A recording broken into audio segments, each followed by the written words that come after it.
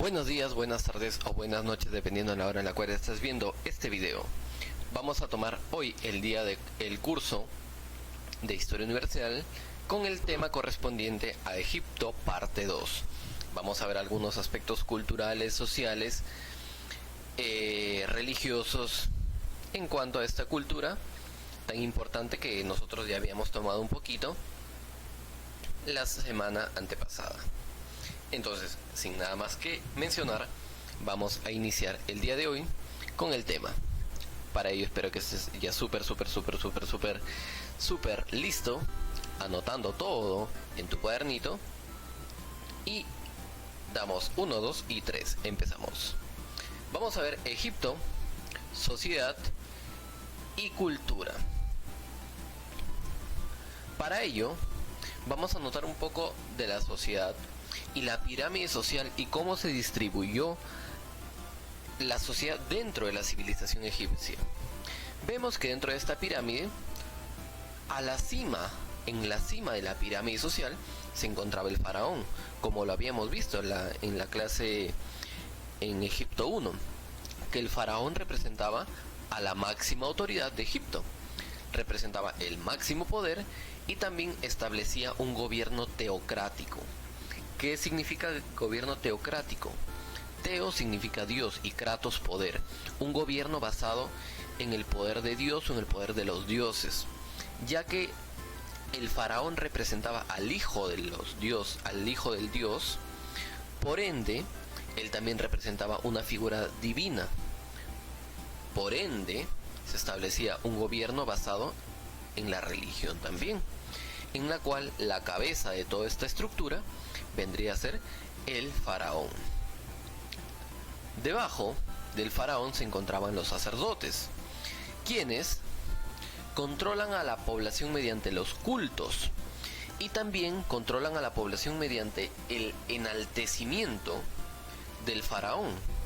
Los sacerdotes se encargaban de que el faraón se vea como una figura divina y también realizaban algunos cultos religiosos para los dioses. Por ello es que mediante este sistema religioso se controlaba a la población. Tenemos también debajo al visir y al escriba. ¿Quién era el visir? El visir era quien supervisaba todos los nomos, todas las comunidades a lo largo de Egipto, era quien se encargaba de esta supervisión. Y el escriba era quien registraba todas las actividades del faraón, y no solamente del faraón, sino también las actividades que se realizaban a lo largo del imperio. Escriba, el que escribía, vamos a decir así, ¿no? El que escribía las actividades del faraón, y el visir, el que veía, el que supervisaba todas las actividades dentro de las comunidades o dentro de los nomos. Debajo encontrábamos a los guerreros, aquellos que conformaban la fuerza militar, representaban el poder militar del reino, la fuerza bruta, la masa que se encargaba de dominar al pueblo mediante la opresión, mediante las tácticas bruscas, las tácticas que tenían aquí en cuanto a las tácticas militares. Luego teníamos pues al pueblo, y el pueblo pues era el sector más bajo y quienes realizaban labores cotidianas y comerciales, que se encargaban pues, que era en realidad era la mayor masa. El pueblo siempre ha sido la mayor masa, pero siempre ha sido quienes han estado oprimidos por los guerreros, por los sacerdotes y los faraones. El sector más abundante, pero también el más oprimido. Estos se encontraban pues realizando labores cotidianas, comercio, agricultura, ganadería, creación de cerámica, algunos textiles, y también algunos se encontraban dentro de los mercados, valga la redundancia, comerciando, pues, ¿no? Entonces tenemos aquí la estructura social dentro de la civilización egipcia.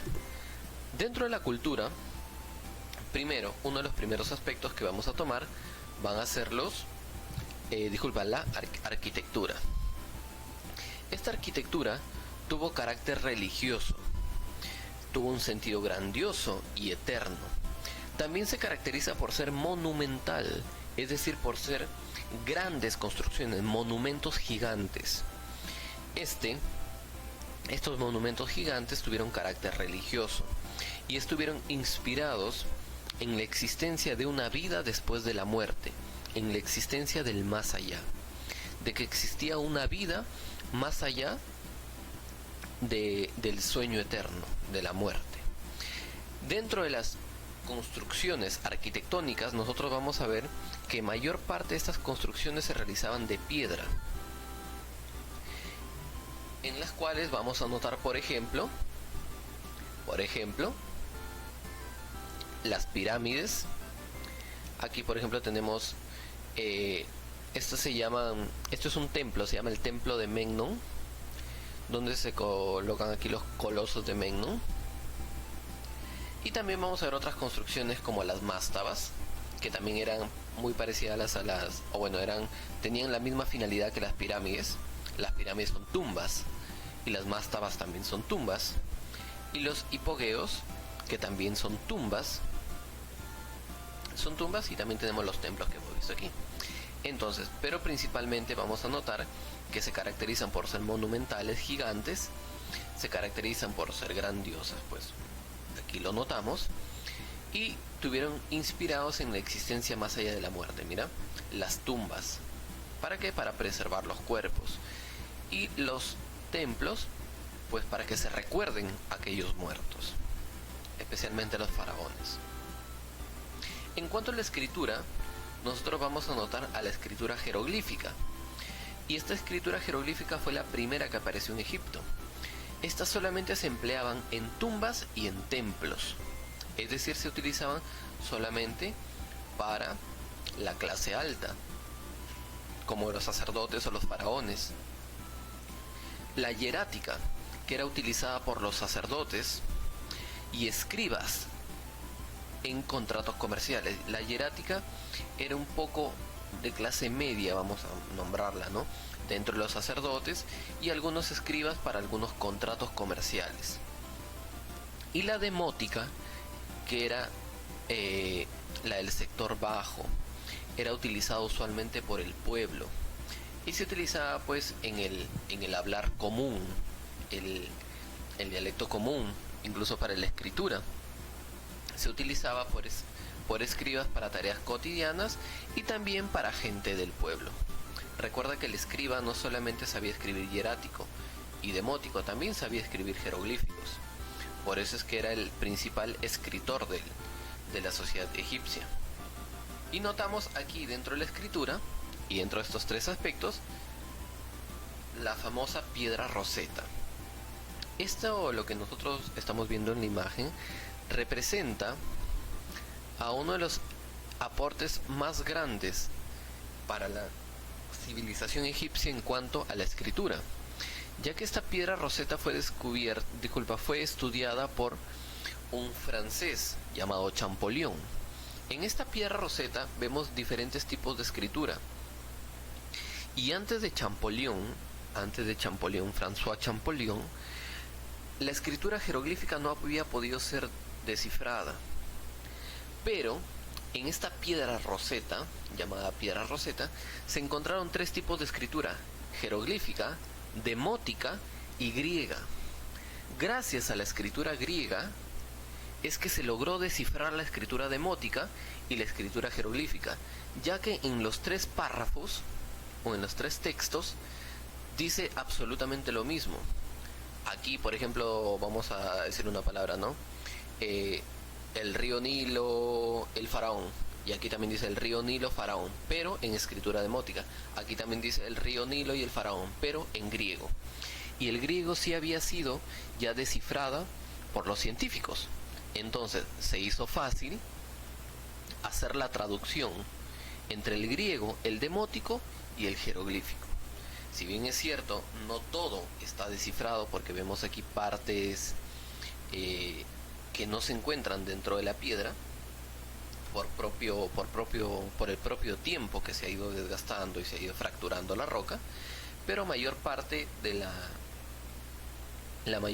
la escritura se ha podido salvar.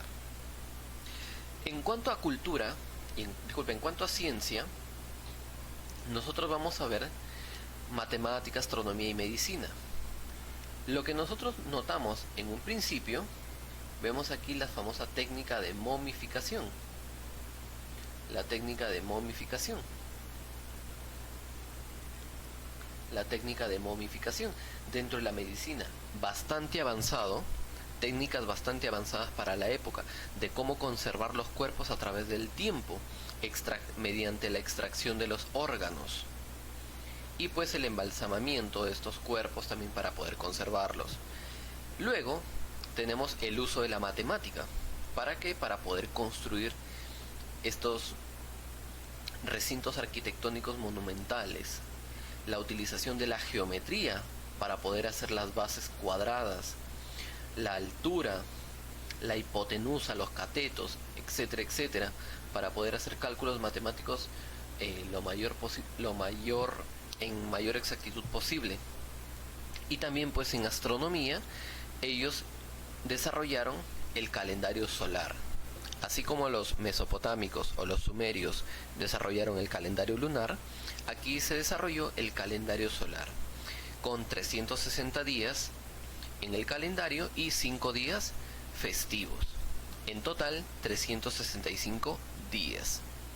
Es lo que nosotros actualmente utilizamos también, el calendario basado en el movimiento del sol. Por eso es que tenemos 365 días. Entonces, chicos, espero que la explicación haya quedado clara. Vamos a repasar bastante el tema y con eso nos estamos despidiendo, chicos. Cuídense.